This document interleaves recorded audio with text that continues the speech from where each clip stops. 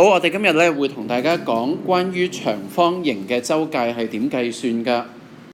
呢度有個例子，長係5 cm， 闊係3 cm。對邊相等，即係話佢呢條邊係等於呢條邊，呢條邊呢個闊係等於對邊嘅闊。我哋第一個方法可以睇到，要計算長方形嘅周界嘅時候，我哋可以將佢嘅長加佢嘅長，再加闊，再加闊，亦都即係5加5，再加3，再加3。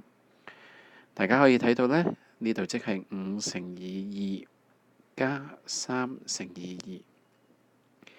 亦都即係等於10加6，即係16 cm 啦。我哋試下第二個方法啦。我哋呢可以喺呢度睇到一個長方形嘅周界係有長加闊再加長加闊嘅。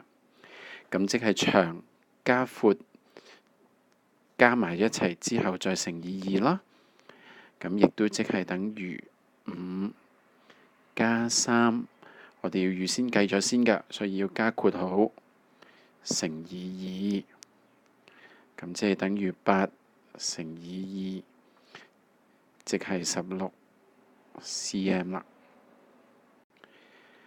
由此我哋可以睇到長方形嘅周界呢，我哋可以揾出呢條公式。